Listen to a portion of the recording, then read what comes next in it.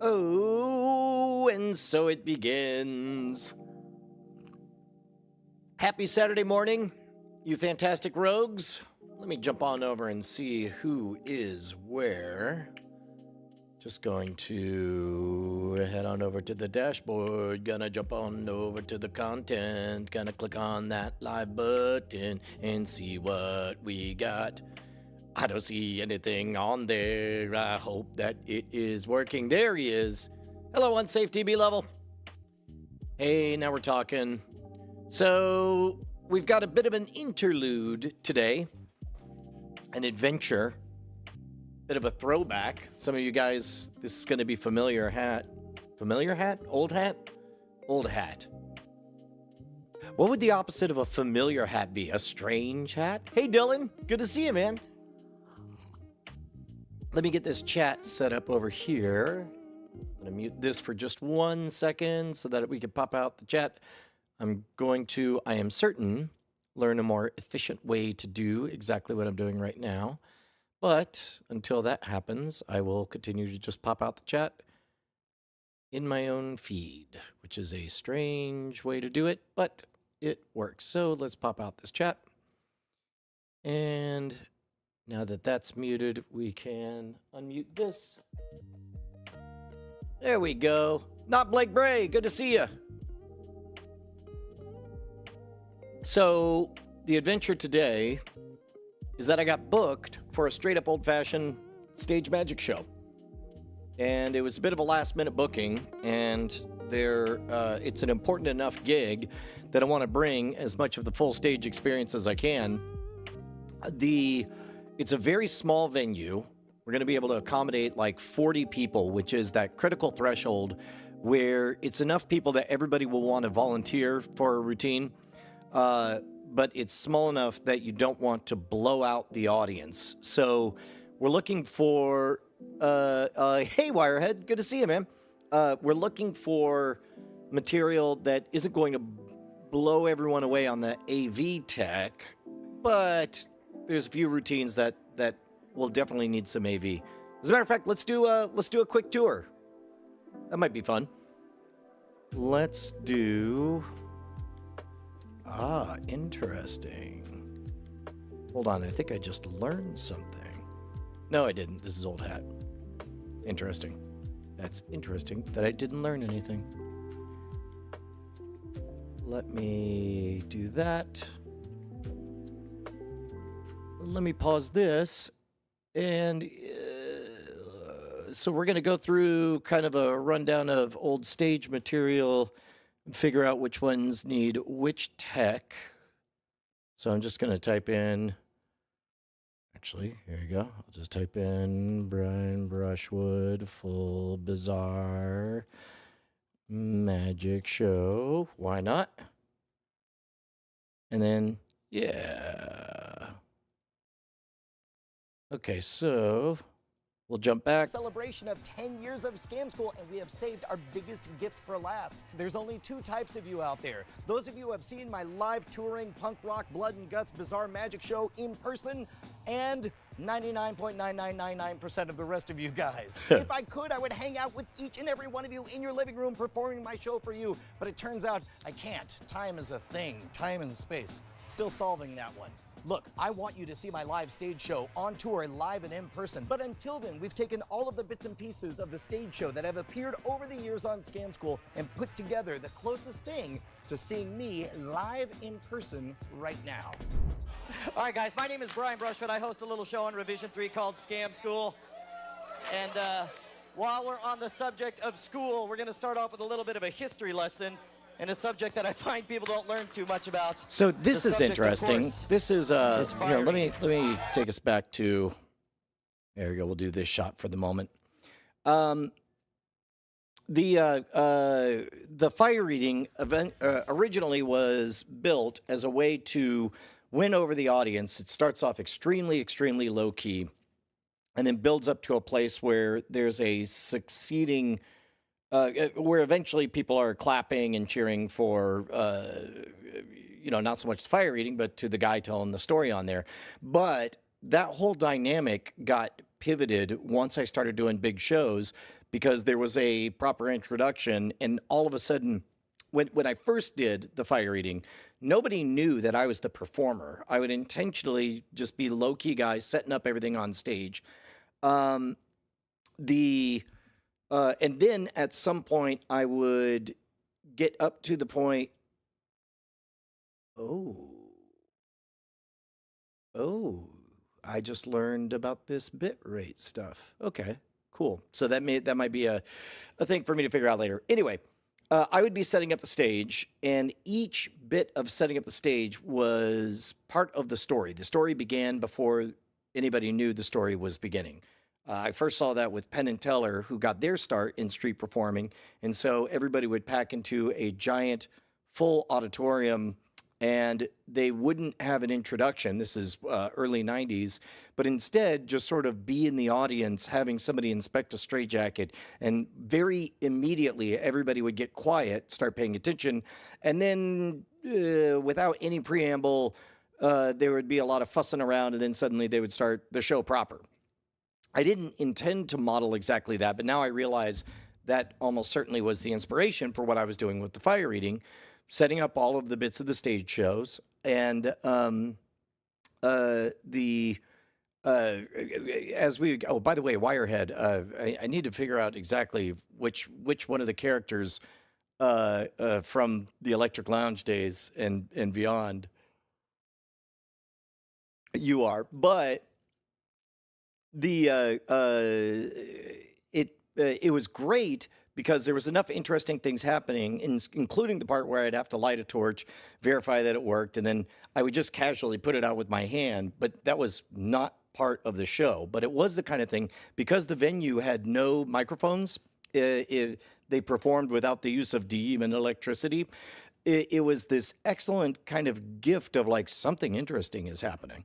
And there would be kind of a pregnant moment that it felt right for me to light a torch, and then my whole posture would change from a supplicant posture to an authoritative posture, and I would start doing this wand spin move with the torch, and you could hear this. As a matter of fact, here, the better version of this would be to, let's do this. Yeah, there we go. This is pretty much the story I'm trying to tell, only I told it better once before. An art over which oblivion threatens to stretch her darkening wings. Howdy, folks. My name is Brian Brushwood, and I spent 20 years touring all over the United States and internationally with a bizarre magic show. I also literally wrote the book on fire eating. Oftentimes I would do shows, and a lot of those audiences were not there to see me. I had to figure out really fast how to get their attention, and I figured out the secret was to begin by just lighting a torch, twirl it. I would say, shh, and I would begin by telling them the history of fire eating. The concept of resistance to fire is one as old as history itself. As far back as the ancient Greek tragedy Medea, references were made to holding a bar of red-hot iron in one's hands in order to prove innocence or sincerity. A practice co-opted by the Romans and used for 2,000 years. The first written account of a fire eater, however, occurs in 1633, when a man named Sir Henry Wotton wrote of an English sailor who, upon returning from the East Indies, could eat fire as though it were candy. With that in mind, I want to demonstrate for you the simplest method to extinguish a torch with one's mouth. Thank you. So, and that's the first moment, but I know all where of you are there's very excited actual about tension, that. Actually, and it is always more gets impressive. laughter. It looks There more was like this. Here we one comedy writing book that I read back in the day that claimed, and I was like, that can't be true. And it turns out, as best I could tell, it is true. Humans laugh in two situations. We laugh when we feel superior, and we laugh when we are surprised. And later, as I began to, read about evolutionary theory and so on, If you think about it, laughter is an excellent heuristic. You're out in a tribal setting, you're a search party looking for, on the hunt for something, and you hear a twig snap. Everybody freezes. They lockstep and eyes scan and track each other, and then out walks a harmless animal instead of a saber-toothed tiger.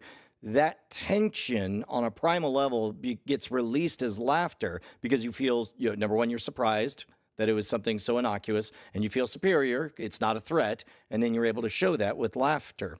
That later shows up with like derisive laughter and so on. But the point is, up until this moment, I've not asked the audience for anything. Well, I take it back. I've said I got their attention with twirling the fire, and then would go shh, and then that would get everybody quiet. That bought me about 15 seconds before I had to start providing value. And so immediately I start giving a lecture while the fire's happening. So whether you want to enjoy it on the primitive level of that dude's eating fire, or at the intellectual level of I'm hearing a tale unfold, you want something interesting to happen at about this minute mark. And so you get the pregnant moment when you are certain you know what's going to happen next. And then I blow it out, which gives a tension release, which gives laughter.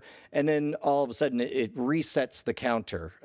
Some of you guys long-term know that we call this don't get brodied. And so that's what I'm doing. And basically I'm doing don't get brodied here. But now I made a promise, so I have to keep the promise here.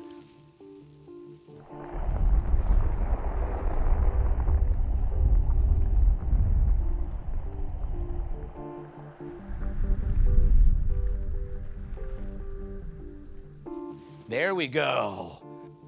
Now, the first commercially successful fire eating act went on tour during the 1660s. It was performed by a Frenchman known only by the name of Richardson, who was renowned not only for his ability to swallow flame, but for his apparent affinity for it.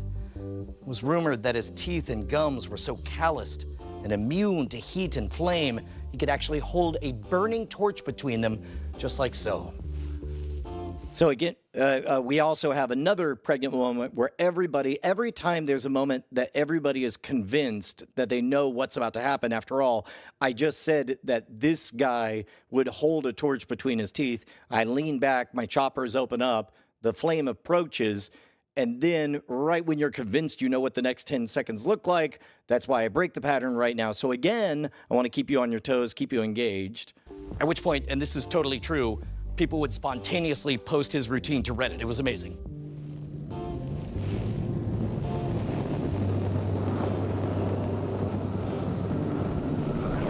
There we go.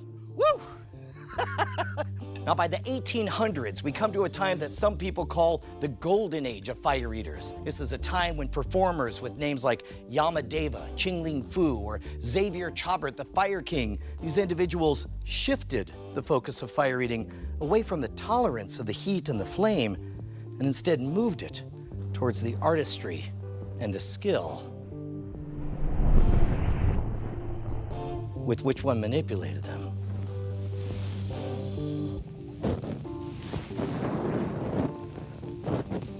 Here's the hardest move in the whole show. There we go.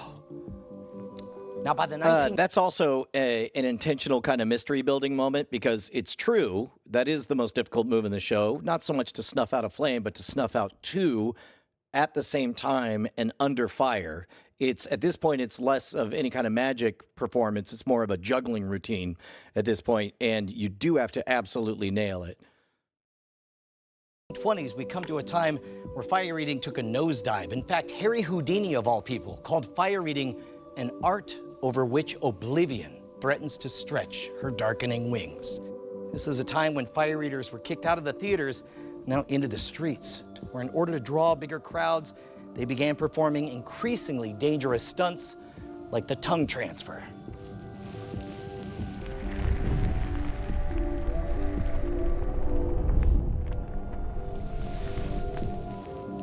Perhaps eating twice the flame at once. It's a lot of fire. All right, here we go.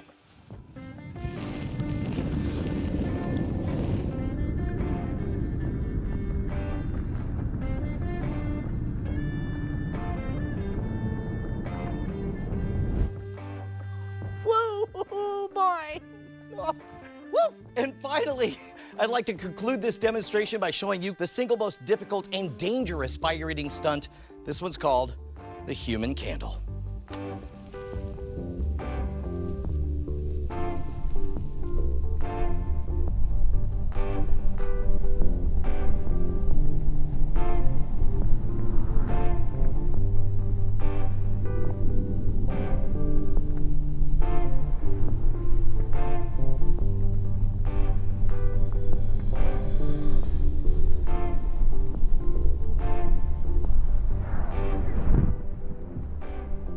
There we go.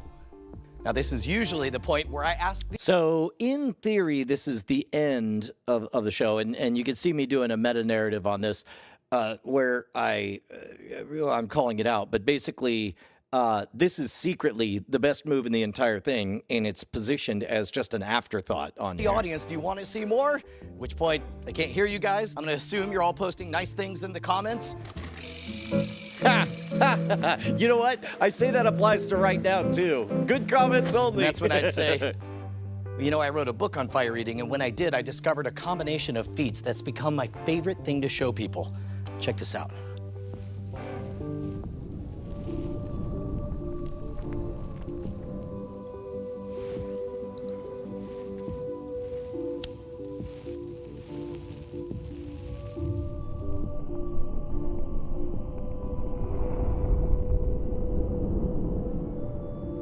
There we go.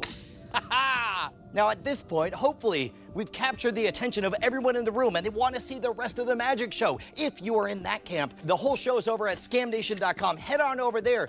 But if you're somebody who just... Yeah. So, let's go back to that full show. Let's make good on that promise. Whoops, that's not it. Oh, I guess I have to...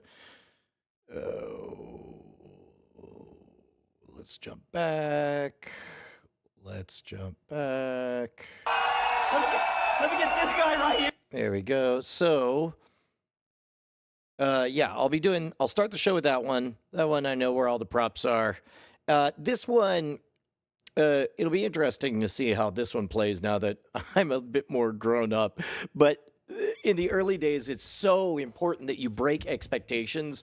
I was struggling at the time. The most popular magic shows out there were the World's Greatest Magic series, which just think the color purple, picture sequins, and picture a lot of the same very 90s, early polished music, late 80s, whatever.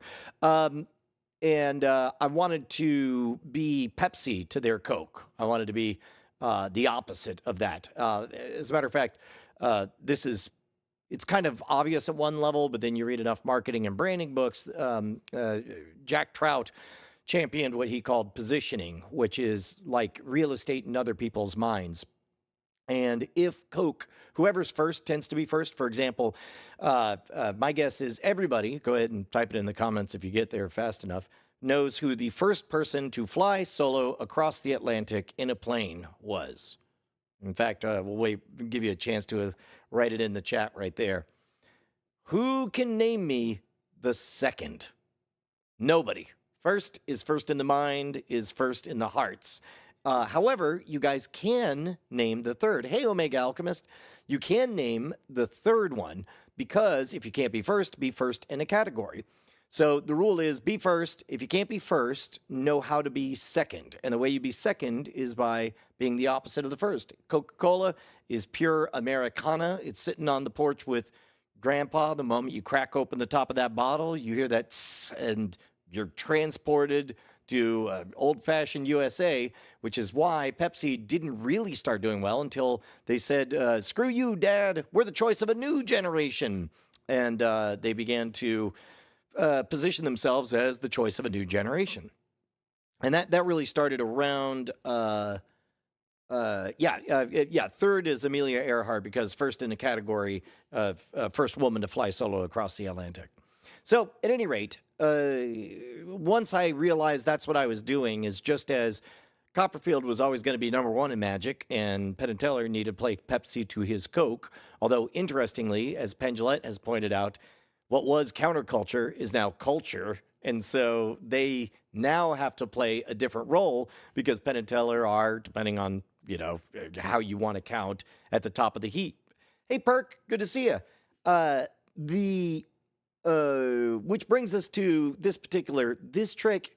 Nobody knows where I'm headed when it begins, but it's about the visceral surprise when the context changes on everything. There's process that seems to indicate it's leading to something, but you don't know what. And when you find out it is, then you're like, oh, the trick must be over. And again, it's the surprise at the end that punches it.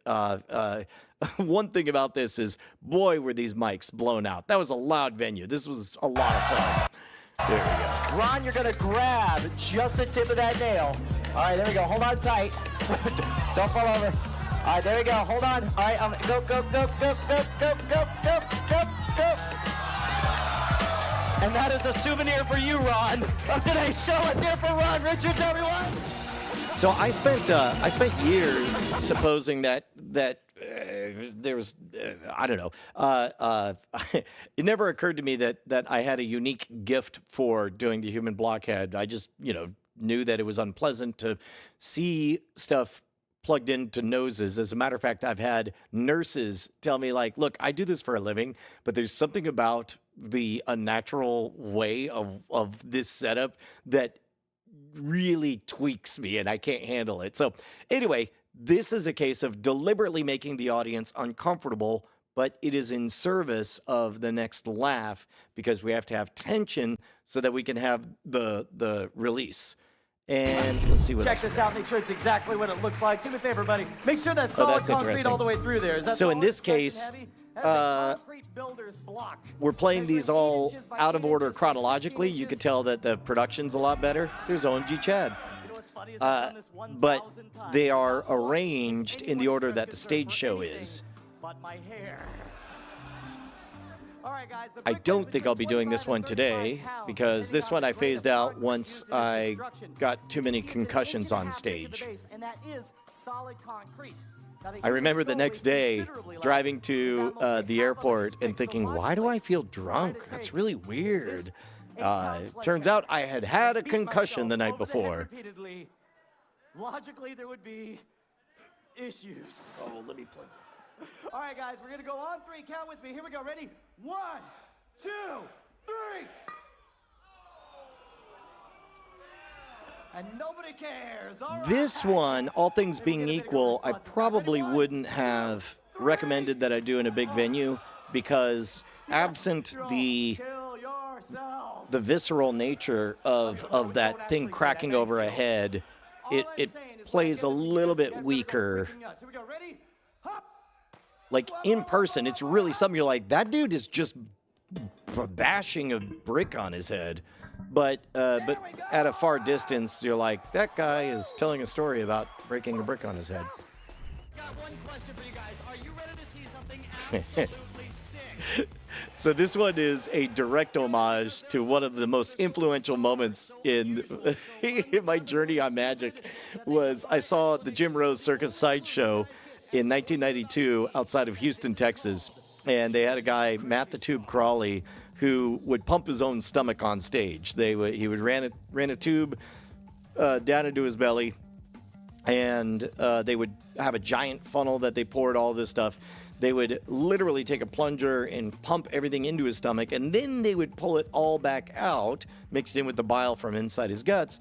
And in one of these epic confluence of opportunities, like lead singer Al Jorgensen, the lead singer of Ministry, comes out and drinks it on stage. And I thought that was about the most punk rock thing I could imagine. Meanwhile, what I'm doing here is I'm taking the classic mental floss routine, which is just taking spaghetti, running up your nose and pulling it out your mouth. You could do it with a latex balloon or something like that. But thinking of Matt the Tube Crawley's stomach pump act, I thought to myself, oh, wouldn't it be interesting to run liquid through it? And then I thought, oh, wait, well, how can I make it even bigger? And then the idea of being completely wrapped in tubes all over my body happened. And then once I had that image, I performed it a few times. And in the early days, it was, as Teller once told me, the cardinal sin of all magicians is they say what they're going to do and then they do it.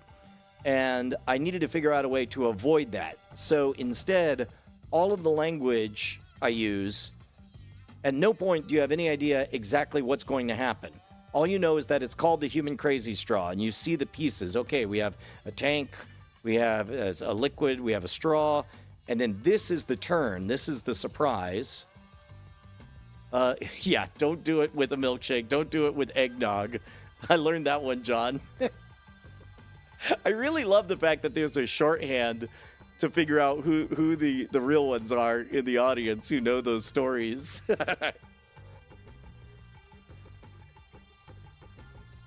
And then this one gives you a pleasing payoff, and you're like, oh my God, he did it. He became a human crazy straw. And then this was the only time we did this. This is one of the first times I met Tom Merritt. And I asked him to drink gross fluids. This is straight up an homage to that Lollapalooza moment. Which at one point, I found that exact performance on YouTube. If anybody can find it, we can spend some time deconstructing it because I'm in the audience.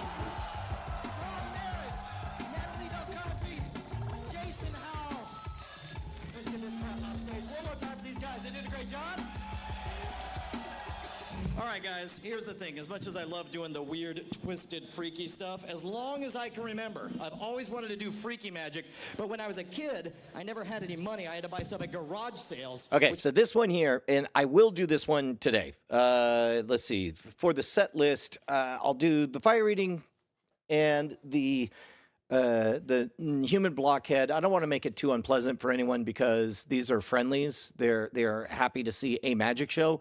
So, but in the early days, I needed to have a bunch of stunts first to prime the audience, where it's like the fire eating is totally real, the human blockhead is totally real, the brick on the head is totally real, the human crazy straw is totally real. So we're 4 routines in of everything being very real. This is the first magic trick, but hopefully you don't realize it's a magic trick until too far in. It's also the first heavy harvest I make of the audience, where I need to hope that I built up enough value at this point that they'll trust me for 2 full minutes to play pretend as I do one of the cheesiest tricks in all of magic. This conceit in magic circles is called the banana bandana, and it's basically set up a misunderstanding, something that's on rails. I've seen it with a record player, with a tape player, with the videotape or whatever. I did it with a film strip from the 1950s because I hadn't seen anybody do that before. And but you'll get what the miscommunication is. One day though, I found the best trick ever. The trick was so old that the instructions for it actually came in film strip format. None of us are old enough to even remember film strips, but back in the 1950s, they had these 35mm strips of film, and they would advance them by hand while they synchronized up with a record player, and it would beep when it was time to advance to the next frame. So I'm going to recreate for you guys what it looked like when I was a kid trying to learn my first bizarre magic trick. Here we go. Oh.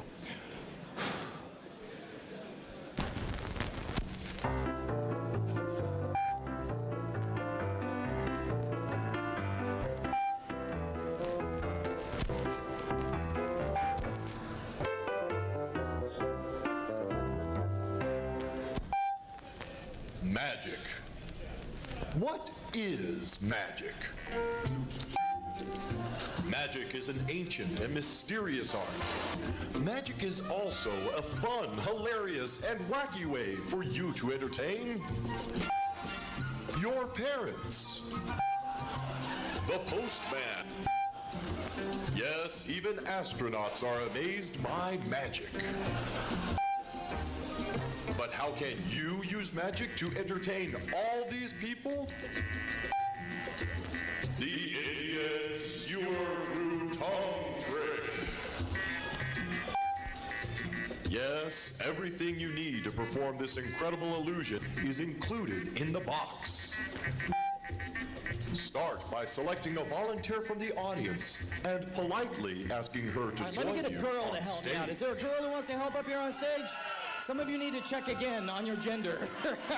Let me get you right here. You'd be fantastic. Come on up here. As he comes That was a different time. in a blinding burst of speed and enthusiasm. I don't think this is a no-show proof entrance.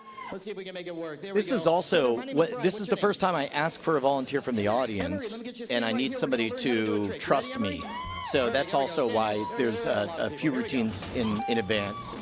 Prove to her that yours is a normal tongue by having her carefully inspect it. Make sure there are no piercings. When your volunteer is confident that yours is a normal, unaltered tongue, you can move on to the next step. Look good? Perfect. Now reach into the box and pull out the long skewer.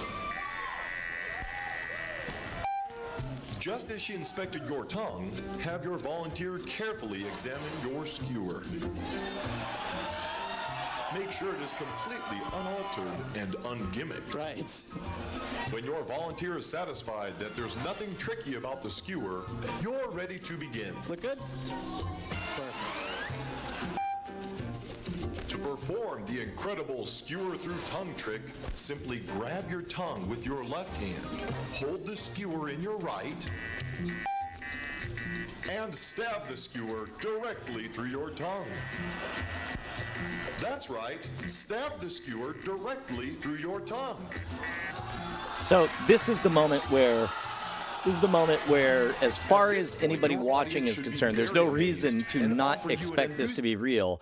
And it's only the super chill affectation that makes you think, oh, wait a minute, this is a magic show. That's right. And hopefully that moment happens at the exact moment when I'm cutting off the tongue and blood is coming out, so that if I do it right for a split second, you're like, Jesus Christ, what is this guy doing?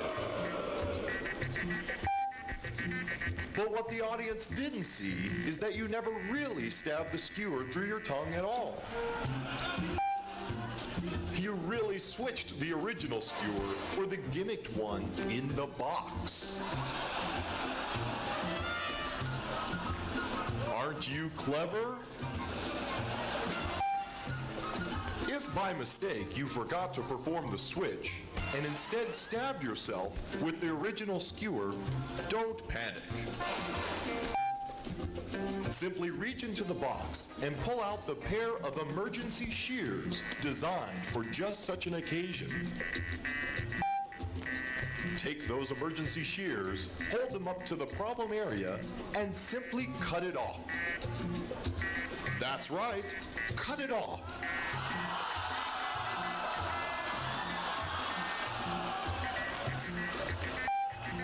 Now let your audience know that you're A-OK by smiling big and bowing to thunderous applause.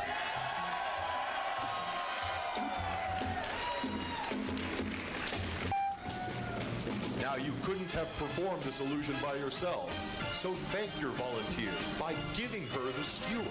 It will serve as the perfect reminder of how much fun you've had today. Good girl. Good girl. That is yours to keep. That lovely tongue. So the hold on, I think one of my favorite lines is There you here. go. One more round of applause. You did a great job. That's yours. There we go. There we go. Oh, please, it's just real blood. By the way, just before the show started, CEO Jim Louderback reminded me that this is an all-ages event. There are actual kids in the audience, which kind of freaks me out. I don't want kids to get the wrong idea. Kids, if you go home and you cut off your tongue, it really does grow back magically. It's awesome. Try it. That may be one of my favorite bits I ever wrote. So let's, as far as today's agenda, you know what that means is, let me go to, let's see. Yeah, here we go. So this is what I need to do today. Tons, come over. This is a silicone mold that's used with the same kind of silicone that you use in a caulking, from a caulk gun. In fact, you can actually run out to your garage, and the same stuff that's used to seal the cracks in the bottom of your bathroom tiles, you can actually make one of these with. These are pieces of hard bloom gelatin It's also called special effects gelatin, and in fact, if you've ever watched the show Mythbusters, if you've ever seen the show Mythbusters, they call it ballistics gel, and it mirrors the properties of human flesh. This is essentially the same stuff. At the right temperature and consistency, this is essentially ballistics gel. There you go. How do you like that? That's a batch of used tongues, which we can actually melt down to form new tongues.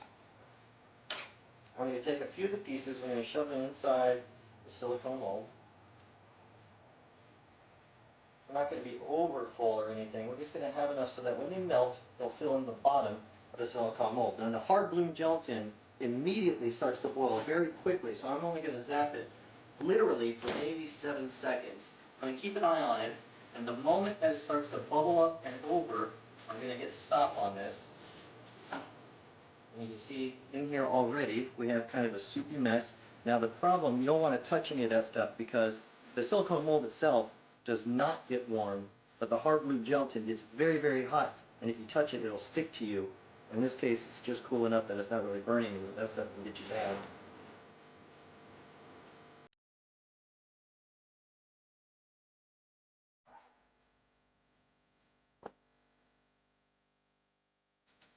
Ah, that's right. That's a production thing. I just was reminded that there's no left-right separation from this computer. We're only getting one of the 2 channels.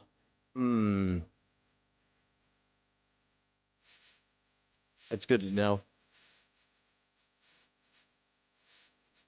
I'll be danged if that didn't come out. That's a good mold. It's also prepped with a blood capsule. And there you have the final prepped tongue. Just reach forward. Just reach forward and grab your tongue.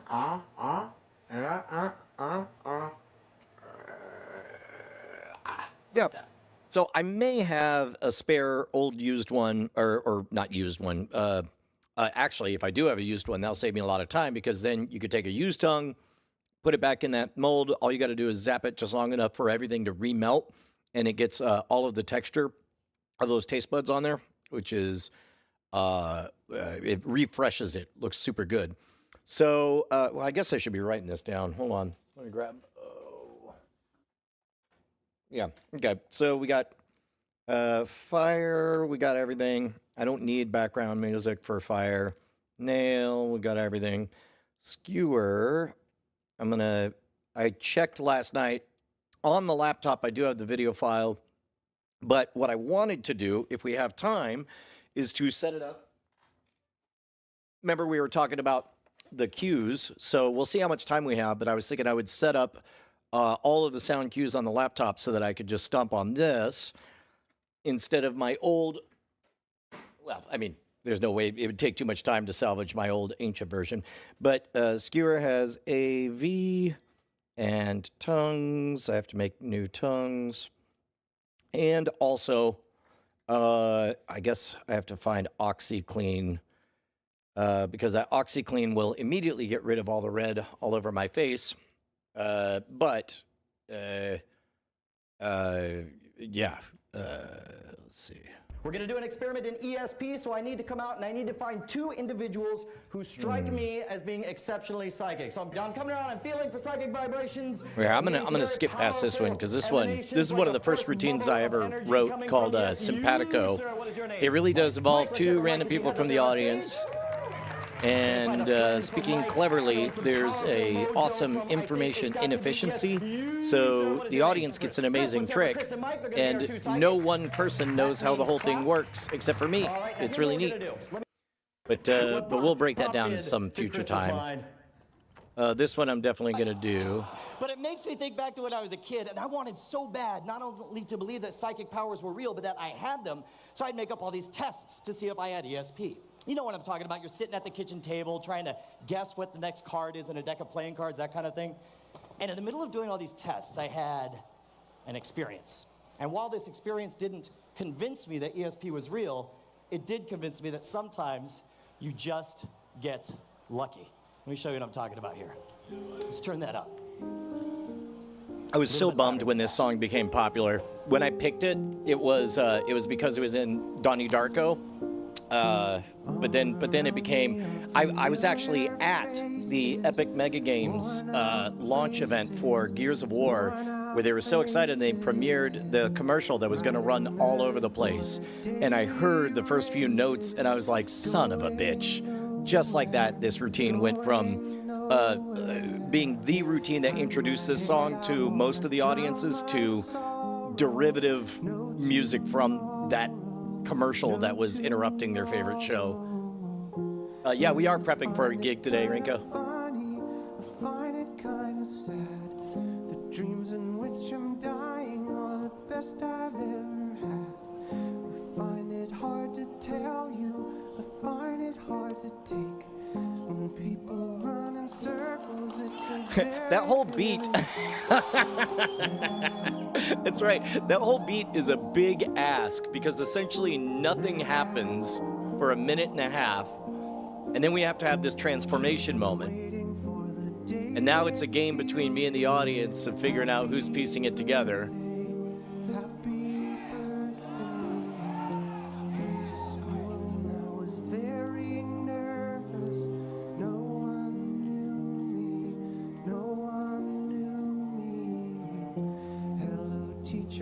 I also am very, very pleased. As far as I know, I'm the first one to realize that you didn't, before this version of it, everybody would have a partition or would turn it around so their bodies would block it or whatever. But I am rather pleased with the design work of being able to mix them right in front of the audience, and it's just impossible to know which one is which. People run in circles, it's a very, very...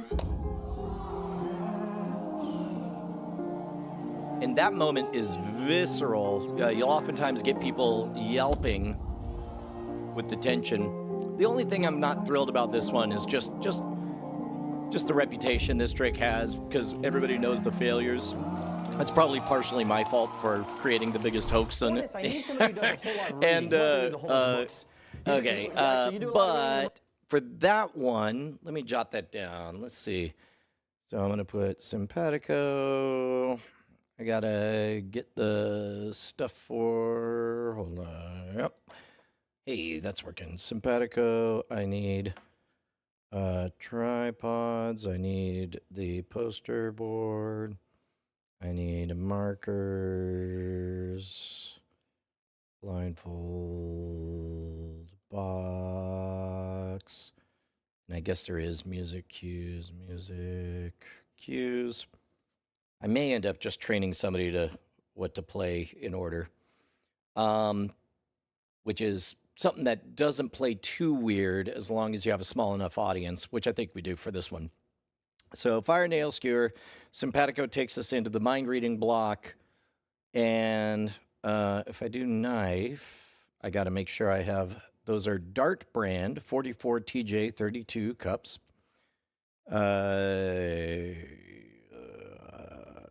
Pretty sure I got some. If not, you could get the 44 AJ 32s, which is in the supply chain over at Sonic. So there's a Sonic down the road that I could go to, which takes us into book test, rounds out the mind reading segment, book test, and then we have a visceral block. We'll cover the book test later because I could let you guys in on more of that one. Oh, this one requires too much setup. But this is the one, most of you guys saw it, a version of it when I did it on Penn and Teller Fool Us. But I had to redo the entire thing because it was originally a card trick, but I couldn't do a card trick on Penn and Teller Fool Us. There we go. Ryan, reach forward, just touch the back of any one card. It doesn't matter which one. Go ahead and show the audience. Boom, one element down. We have had a card selected. Second of all, we have to have the card identified. And for that, there should be a Sharpie marker. That is gone. Hey, there we go. Here we go. You got one right here. Holy crap.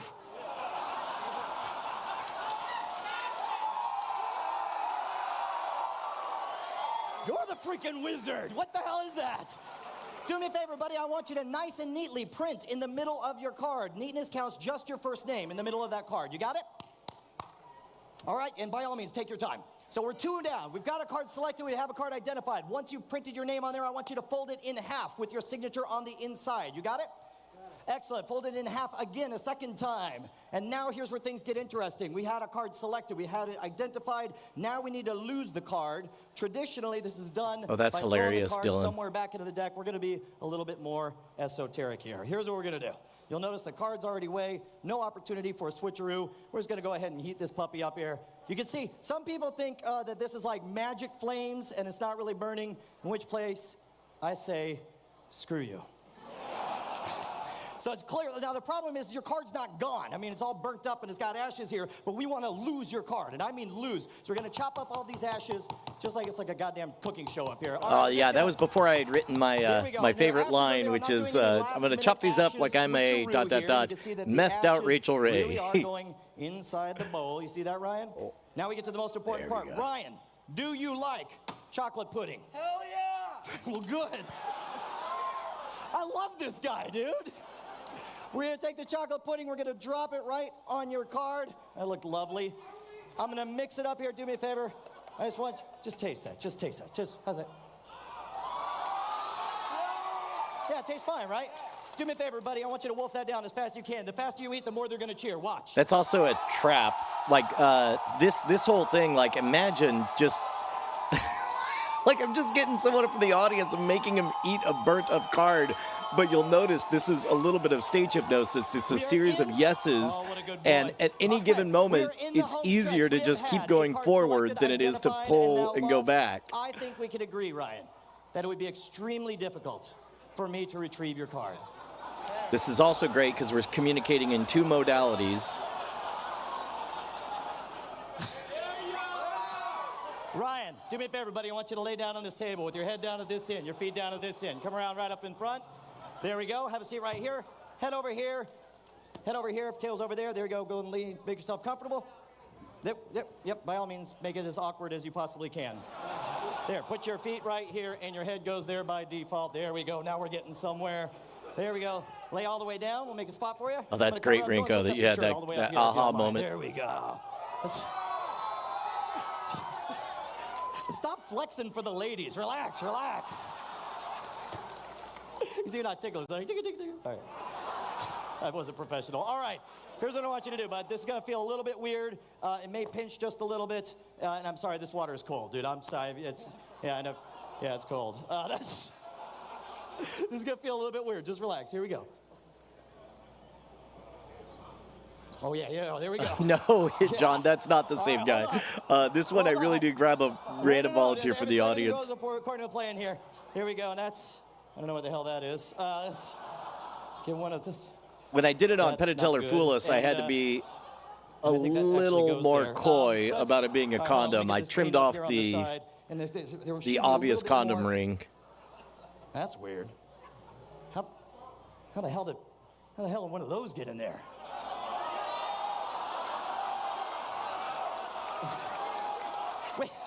Wait, no, Ryan. If you look inside the balloon, there's actually something in there. Do you see something in there? Yeah. All right, here's what I want you to do. I want you to hold out your hand, palm up, just like this. I want you to pinch just that tip right there. I'm going to go ahead and cut it. You'll see there's no switcheroo. That's yours to keep. And then finally, once and for all, Ryan, what was the card that you picked earlier?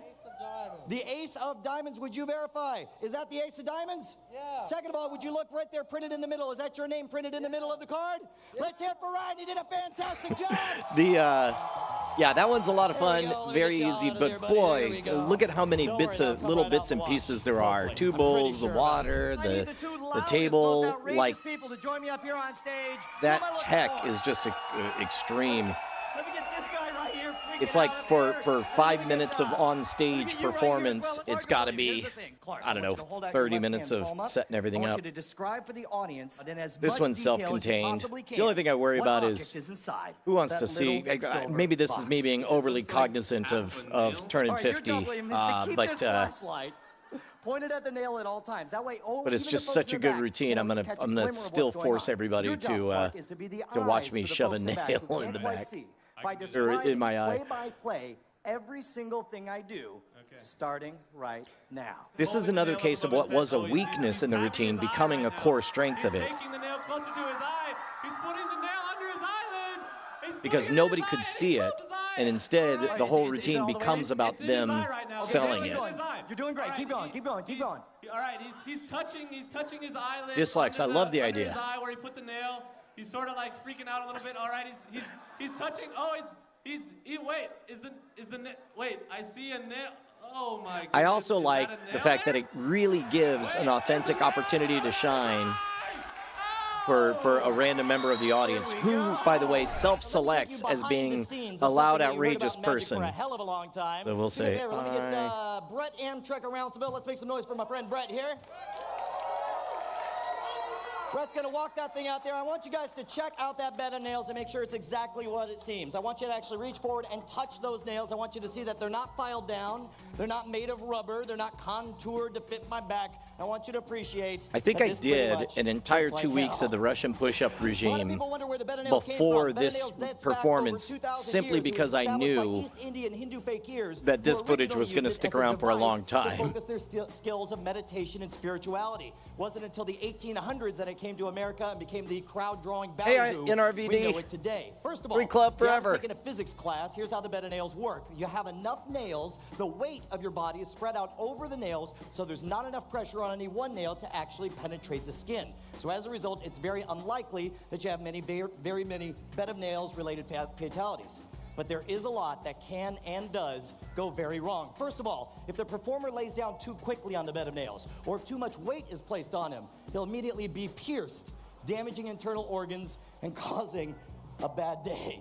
By the way, amazingly, if you go to the emergency room with this type of wound, they'll basically put a Band-Aid over each of the holes, give you an antibiotic, and send you on your way. The bad thing happens when the performer's on the bed of nails and begins to panic and shift his weight foolishly. When he does, he ends up with a compound laceration, actually ripping the flesh off the back. In the short term, there's a tremendous amount of bleeding, and in the long term, there's no way around it. There's going to be horrible, horrible scarring. So in other words, while it's very unlikely I will die doing the bed of nails, you could get to see some blood. You bastards are actually screaming for blood. All right, guys, at this point, I'm gonna have Brett actually walk out into the audience and pick a couple of volunteers. We're looking for a couple of ladies to help. Yeah, us this one, up here on stage. given And the nature of meanwhile, this I'm performance going and to that it prepare needed to be a myself tight showcase, to we made face sure the that bed we of had nails. pre-selected the folks. We also had to deal with liability stuff, so that's my wife Bonnie is one of the folks standing on me. Cheer then. All right, guys. Bed of nails. Regardless of whether it's performed as a religious ritual or as a sideshow stunt, there are a few key factors that are always the same. The first is the performer always takes a moment to center himself before getting on the bed of nails. The ancient fakir talked about going into a trance. That's a bunch of BS. What matters is that the performer take a moment to calm himself so he doesn't do anything stupid while he's in a position of very real danger. Next up, are you cheering for me calming down? Is that really what just happened? Next up, the performer centers his weight over the bed of nails, laying down first the covered extremities. So again, we're withholding finally, information. We have what his looks like entire the end body of the routine. suspended Like, on the oh, bed he of said he nails. was Now, going to the lay on a ancient bed of Hindu nails. fakirs did not There he stop is. He's there, laying on a bed of but nails. I rather guess that was the subjected trick. themselves to certain tests while they were in But this you'll state. notice I don't give them To the that opportunity extent, to I've asked these two applaud. women to join me on Instead, I stage hit because them in with the just a surprise moment, now both that it's of too them late to are change going to anything. stand on me. All right, let's get both of you guys right over here. My name is Brian. What is your name? All right, let me get you right over here if you don't mind. One was on this side. There we go. That'll be just fine. Let me get Hey, your name ladies is? and gentlemen, my mom's in the Shava. audience. Okay, first of all, a couple of things. In just a moment, Bonnie, you're going to put your left foot right here on my chest, not on my neck, on my chest. Your left foot is going to go right here on my midsection, all right? Your right foot or left foot is going to go slightly below the belt. And your right foot is going to go on my lap. Now try to distribute the weight evenly over both legs because otherwise it hurts like hell. All right. When you step up, you're not going to hop up, you're not going to bound up. Each of you keep a hand on Brett's shoulders. You're going to step up like you're stepping onto a log or a step, okay? Once you're on top of Brian, above all else, no bouncy, okay? In a moment, I'm going to excuse you to step back down. When you step down, this is the important part. Don't hop off. Don't leap back. I just want you to look where you're stepping. Make sure you're stepping on the stage, because if you step on the bed of nails, you will injure your feet. Do you understand? Do you understand? Are you ready to do this? You ready to do this? All right, get in position. Left feet first. That's put it as right up close here. to a There we go. We're gonna go liability on, and then- cosign that I wait, was a able to little bit get closer. on that. Get your other feet all the way up here, touching right up here. There we go. Excellent. There we go. We're going to put this a little bit closer. That's my junk. There we go. All right, let me get you up a little bit closer here. Brett. Michael Pena, Hold on, no, hold on. There we you go. absolutely Ready? do We're gonna not go on want them to 3. be barefoot Nice and because slow. bare Take your feet time. 1, can 2, scrape on 3. sharp Nice, nails. easy, all the way up, all the way up, all the way up, all the way up. I'm actually not You concerned better for my fall safety during this, but rather theirs. You can get off of me now. Take a nice big step back. Make sure you're stepping on the solid stage. Let's have a huge round of applause for both our volunteers. They did a great job. All right, now Brett's John gonna give you a hand in the hit on up chat here. We said go that right I up could here. do 1, fake 2, 3, scars, all but the way there's up, really up, no up, need up. to because Do me a this favor, guys. is Make yet some noise. again You can see another those divots surprise on my star back of the right show. Is those A lot of people divots think stick those are around for a puncture long wounds. Those are actually time. not puncture wounds. The skin has phenomenal tensile strength. Those are actually parts of the skin that have been stretched so hard that it's actually left a temporary divot in my back. The amazing part is that those divots will stick around for as many as 6 or 7 hours after the show, and the red welts caused by the stress on the skin will stick around for as much as a day. So in other words, if after the show, while we're hanging out, and by the way, I hope I get to meet all you guys while we're hanging out, but if somebody walks up and says, "Hey, Brian, take off your shirt," it's cool. No, I mean, so you can see that you can see. Oh, no, not yet. Thank you. I don't want to say I'm a genius, but I do want to say that in addition to magic, I've dabbled in a number of different arts, and I've got something I want to share with you guys. What you're about to see will fundamentally transform everything we know and understand about science, about physics, about commerce, about transportation, logistics management. This invention will be the single most important thing you will see in your entire lives. Ladies and gentlemen, I present to you the world's first fully functional time machine. Screw you guys. Now, I don't expect you to accept that just on faith, so instead, we're actually going to send an object from the present into the future, but it's got to be an object of value, and that's unique in some way. So I tell you what, who here has a $100 bill? Hands in the air. If you've not seen this Way one, too it's pretty few good. Here, I'll hands be up right in the back. air right now. You do not, and JJ Stone, you do not have $100. You do not have $100. You don't even have $100 between all your friends. Let me see if you have $100. You got $100? All right, Chad, get on out there. Get on out there. I want you, first thing we're going to do is Chad's going to walk out there. He's got a marker for you. The first thing we want you to do, Owen, is I want you to write your name, print it nice and big on the back of that $100 bill. Because not only does the $100 bill have its own serial number, but of course we want to put your signature on there as well. Owen just wrote that on there. Owen, come on up. The stairs are right over here to this side. Chad, do me a favor. I want you to find a volunteer there who can read off the serial number for us. Nice and loud. Here's what we're going to do. This side, first 4 digits. This side, second 4 digits. What are the first 4 digits there, Chad? 0407. You guys repeat. Say 0407. What are the last 4 digits? 2020. Perfect. You guys remember those? So we see it again. Chad's gonna come up here. How you doing? Hold on. Here, don't block my invention here, Owen. Here, do me a favor though. I want you to grab a microphone because I do want you to be able to follow along. Oh, this was the because show we are going to send your that I figured out $100 how bill to from always the make sure present that a good flame into the popped up, future. and the answer So was first thing I want you to silly do, I don't know enough if you ever watch to Chris Angel just Douche on sprinkle TV. some You guys matches know on what I'm there. This is the moment. This is the moment when ever so briefly he rubs his hands over it and he does a switcheroo. I want you to see that your $100 bill is definitely, unquestionably going inside the time machine. Do you see it in there?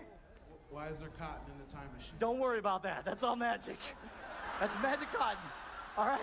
I want you to see. You guys in the front row, you can see Owen J.J. Stone's $100 bill in there. Now I'm going to program the time machine to send your bill into the future. I think there we go. We have sound effects and everything. Now here's what's happening. Right now, we're drawing all the current to create a flux capacitation that will transform an Einstein-Rosenkrantz fibula. And there'll be a massive burst of plasma energy, and your bill will vanish from the present and go into the future. You can feel the tension. I would be watching the bill if I was you, Owen. Oh, there we go. Okay, hold on. So that All right, now you can that see. sound effect I made myself using No. Cool Edit We gotta get you 2000. And really just those bill is filaments get hot vanishing. enough to trigger the matches on there. There we go. At which Do me a favor, point, everybody. the whole thing, Owen, because it is so Owen, hot, Owen, it Owen. really does just Don't- burst into Owen, flame wait. like that with nothing but... Don't worry about these. These are time ashes. I could have gave you 100 in Canadian if you would burn my money. Owen, I want you to look inside there. Is your bill completely gone? You're in big trouble because my bill is completely gone. Ladies and gentlemen, time travel. What are you talking about? Think about it, dude. Your bill is history. There's some good bits in Come on, here. man. What do you expect? You come on stage, the guy's got a time machine that's clearly a toaster oven? I don't know how much they're paying you, but that's $100. Okay, all right. I don't know if you saw anybody else's hand go up with $100. All right, now, all right, here's what I will do. Owen, I will make a solemn vow to you that because you should relax. Your bill's not gone, it's just in the future. So what I will do is for the rest of my days, I will watch this thing like a hawk. And the second your bill appears, I will send it back to you. Is that good enough? I'm gonna watch you like a hawk. So this is this bit is straight up think Bill about and it. It's Ted's not fair Excellent Adventure. Because of inflation. Because your bill won't be worth as much in the future. So here's what I will do. The VIG is breaking your legs, Brian. Here's what I'm going to do. I'm going to, when your bill appears in the future, I will use the time machine to send it into the past. And in fact, I'll even include a message telling me to bring your bill here tonight in a sealed FedEx envelope and put it where it's been sitting the entire show long. Chad, do me a favor, pull down that FedEx envelope right there. How many of you guys noticed this thing when you guys came in? Hands in the air. How many of you guys been watching that thing like a freaking hawk? Hands in the air. Did anybody come close to that thing? No. Owen J.J. Stone. I love the look of abject skepticism on this man's face. It could be another $100 bill. It's not gonna be my $100 bill. I just want my money back. Oh, okay, well then, that's good enough for me. Now, I want you, this is the only time I'm gonna handle this thing. You know how to open up one of those FedEx envelopes, right? Sure. Here, I'll go ahead and hold this. Do me a favor, open up the strip, and I want you to be very fair to make sure there's no switcheroos or anything like that. What's inside that FedEx envelope? A white piece of paper. Pull out the white piece of paper. There you go. And what is in the white piece of paper? A note. And? An envelope. And an envelope. Okay, read the note. I can't read. Howdy from the future. Thanks Future, for future, lending that's the word. me- Future. Future, yeah. Your bill for lending me. Love, Brian. P.S. Tell Brian not to worry about that thing. Turns out it's a cold sore. Actually, I don't think that part was supposed to be read. But the important thing is there's an envelope. There's an envelope there. Do me a favor, I want you to tear open that envelope. What is inside that envelope, sir? Yeah, this one's a real fooler. It's Is that way good. seriously- is that seriously Because that's your definitely favorite? actually his bill. And it's your handwriting, your signature. Nice and loud. Read out the first 4 digits. AB04. Oh, 0407. And the second 4 digits. 2020. Ladies and gentlemen, time travel. Let's hear it for Owen J.J. Stone. Fantastic job, sir. The problem with doing all that weird stuff. So is this that, is Mr. nobody Happy wants Pants to routine. hire I'll those skip guys this. to do birthday But parties. And I don't know if yes, you know I this, am but when going it to comes do it. magic, there's The really only Mr. one Happy place to make- Pants routine is actually a good magic trick. The one thing that I need to do is, like, when I wrote this, I was just so angry at magic that I really wanted to punch upwards, but it's hard for me to punch upwards now. So, but I think I can couch it as kind of a past tense routine. So, because we got fire, nail, skewer, they're all gross outs. Then we get the mind reading segments, Sympatico knife book test. Nail in the eye is kind of peak gross out. And then this is the comedy fake out on that. That'll take us over to, let's see, Mr. H. I need the distortion. And there is music cues are necessary. Oh, t-shirt. Because that's the one thing we got to take away at the end. That's a good point. And I'm going to hold off on talking about EVP because that's actually going to be some really good content that I do. And then I just got to remember the beats for the straitjacket escape. Sasquatch in the audience tonight. How you doing, guys? Yeah, these I guys hate are to say it, monstrous. but you guys are This is going where off stage. where I lean into being small, and although I think today I'll be leaning into being out of shape. So we'll see. Guys, hey there, I'm Brian. What's your name? Michael, and you're freaking huge is what you are. That's terrifying. All right, Michael and Pena, Eric, I come would on over here, love guys. to be the I'm gonna all-set-up tell you a secret magician. that totally hey, we're doing a show over here, Eric. Thanks. I'm going to tell you a secret that totally pisses off magicians. Every time you've seen a magician escape from one of these, they're cheating. Usually there's a secret handle deep inside the sleeve. Reach down in there. Make sure there's no secret handles inside the Oh, sleeve. it will be a little Also bit check different for any too because stretching. I'm wearing glasses these days, and I don't think I'll be putting on contacts for this show. So there's actually a nice bit of business after you're all the way in the straitjacket. You can lean forward, and I couldn't do this with college-aged audiences because it'd be inappropriate. But there's going to be a lot of if I could find if there happens to be a woman like mid-40s or later, there's a great moment where like oh before we begin, you lean over in the straitjacket, and then oftentimes there's this awkward thing. Again, you've got to be you got to read the room, but if it's like a married woman or whatever, she might lean in and give you a kiss on the cheek or whatever, and then there's a bit of a ooh beat, at which point you can be like, well, thank you, but I needed my glasses off, and so then I've only tried that once or twice, but they've been in friendly circumstances and they played well, so we'll see how it goes this Parts of time. the jacket, make sure it's all canvas and leather. There's no Velcro straps, that kind of thing. Look good to you guys? There we go. Thanks. Yes, you can do a Mr. Happy Pants routine. Very good.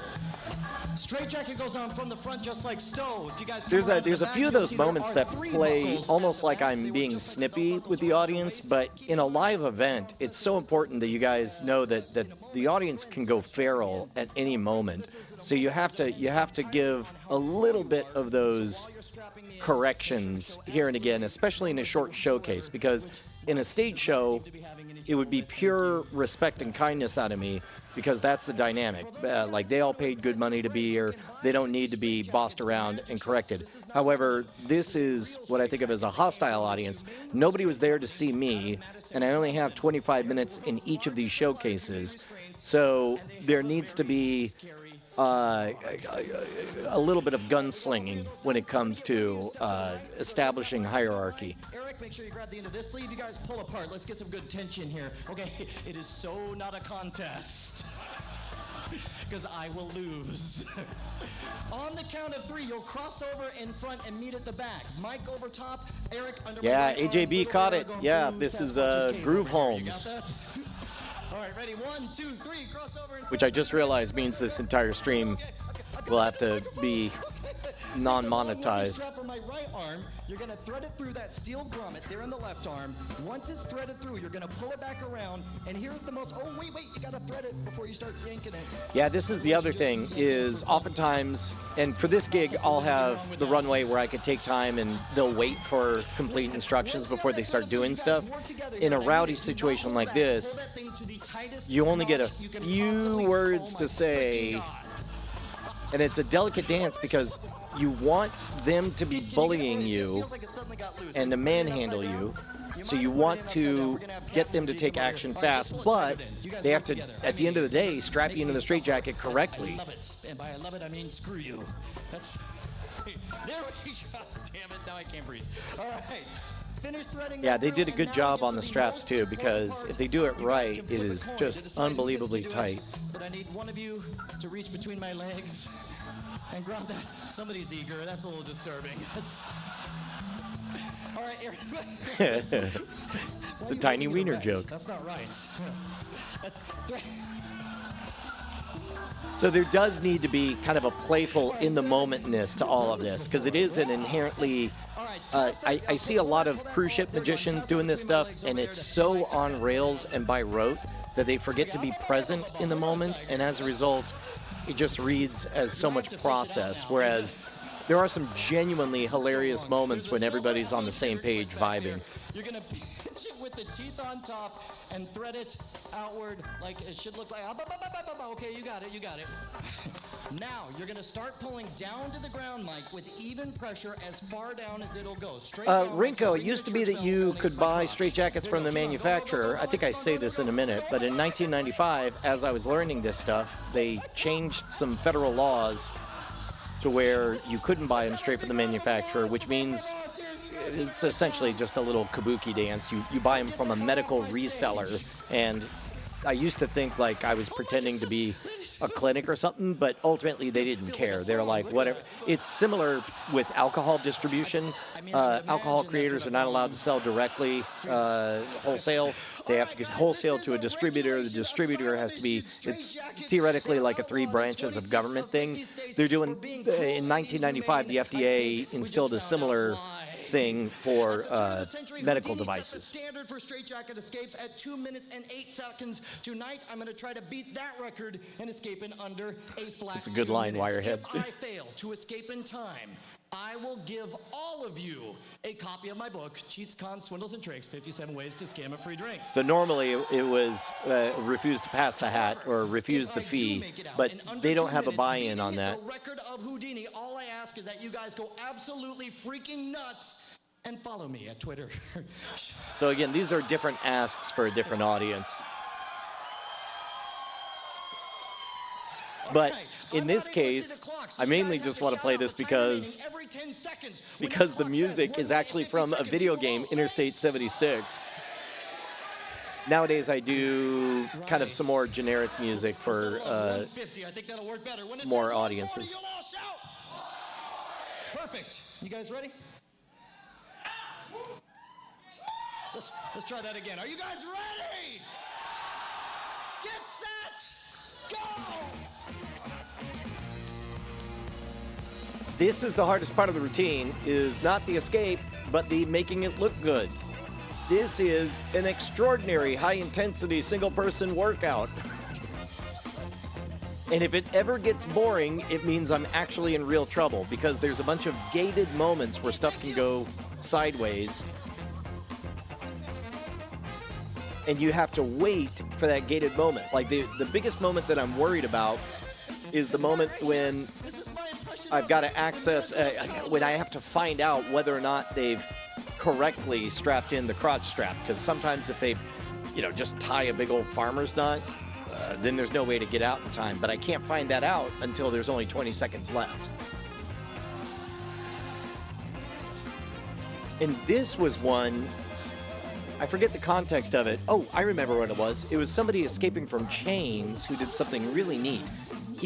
All he did was prime the audience with the idea of dislocating his shoulder, and all he did was just this. He just went like that. But if I tell you that in order to, like, he had chains down the front, and he said, I'm going to dislocate my shoulder, and the chain's going to fall right off. And then all he did was that, and the chain fell off. And everybody lost their mind because he had primed them. He had their heads wrapped up in the space of thinking about dislocating a shoulder and how unpleasant that would be.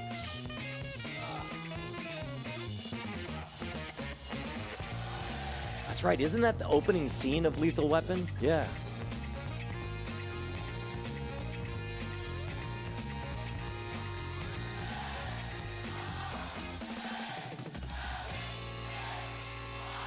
I remember in the moment taking a snapshot in my mind of like, yep, this is it.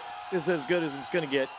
So you want to know a secret that I've never told anyone? The entire structure for Scam School, the openers, tweeners, and closers, is all based on the stage show, something that evolved over time. When I first started, I couldn't rely on just getting on stage and asking somebody to pick a card. Nobody trusted me. They weren't there to see me. They were there to see some band. I had to earn their trust. That's why the early routines were stuff like the hammering a nail in the nose or the eating fire. In fact, it's 15 minutes before the very first magic trick even shows Turns up out in the past show. Brian has a And lot it's of the me same doing thoughts as present skewer through Brian. the tongue, and it's halfway through cutting off my tongue that you realize, oh wait, it's a magic show. Shoot, we're watching a magic show. Then you're in that tweener. We're doing mind reading stuff where I'm asking you to remember cards, go on a magical journey, think of a particular word, and so on. And finally, we bring it all home with the closers, these action-packed stunts that get people on the edge of their seats. And yeah, screw it. By this point, we've spent an hour together, and we're having a great time, and it's easy to have a blast. scream, and go absolutely nuts. All of Scam School started with that stage show. As always, if you guys want to suggest your favorite bar scam, magic trick, or any puzzle, hit me up at brian@schwood.com. We'll be back with new stuff. All right. Until then, hit us up. Good job. All right, very effective. Okay, so the set list today is going to end up being, hold on, let me take the big one on here. In fact, we'll go ahead and do this. Let's see, fire, nail, skewer, simpatico, knife, book dust, Mr. Happy Pants, straight jacket, and I've got a good, easy 10 minutes of what I think of as flex material, and that's something I'm starting to do. I've got a college show that it will be called Scam School Live, and it'll be some of the greatest hits of the stage show, but then the bulk of it is going to be actually doing Scam School material live on stage, and I want to record it and post these as episodes. So this is a good warm-up to dust off some of the greatest hits. Yeah, I forgot I got to do that. I don't know if I'm going to set up... I do have all of the media on the laptop for all of that stuff. I may or may not be live as I set up the pedals and all that stuff. But yeah, at the very least, let me go ahead and make sure I have all the props. I'll find out if I have the cups, and I'll get everything packed. So in the meantime, yesterday I didn't make it. We had enough other stuff going on that I wasn't able to post a cleaned up Modern Rogue episode on the Scam Nation channel. Give me the next hour and a half. What I'll do is I'll first of all confirm I got all the props, make sure all that's set up. I'll set up a media playlist. Oh, you know what? Actually, I probably could use vMix to play all those cues as well. I don't know if I would do vMix for that. I need a cue list of music cues. So I got to figure out what media player cooperates with Stream Deck. I'll just talk to Chatty G with all that stuff. Oh man, that's great, Aiden. Aiden just said that priming fully made sense with the example that I told in the greatest con story with the deer tongue. So glad to hear that. We're finally, to be honest, guys, and I've hinted about this, but screw it. If you're still here, we're at the end of an hour plus long live stream. You guys, I spent my 20s in the wilds doing my magic show.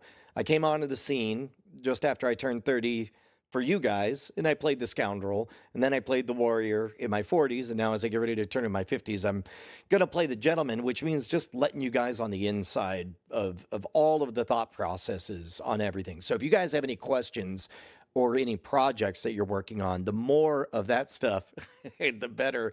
T2T2, it's so good to see you, man. Yeah, as a matter of fact, I didn't say anything about it, but here, if we go back, I think it was this routine. There it is right there in the background. You can see there's a Winamp from 2003 when I built that solution.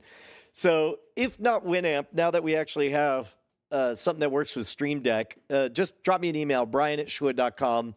I'm going to be just moving stuff around for the next hour or so. I'll try to go live if there's something interesting that you guys can watch setting up. But I guess I hope you guys had a good time. It was my goal is to let you guys in on as much as I can of as much of the interesting stuff going on as possible. So I guess that, oh, nope, that's me talking in the past. I don't know where that other, where's that lo-fi hip hop? There you go. Hey. Oh, quick update. So far, good luck with the, with this station. Whatever this station is, doesn't seem to be Content ID pain in the butt. So, all right, guys, I'll catch you later on. Oh, I'm gonna need some kind of thing to cut to for this. All right, bye, guys. Back in a jiffy.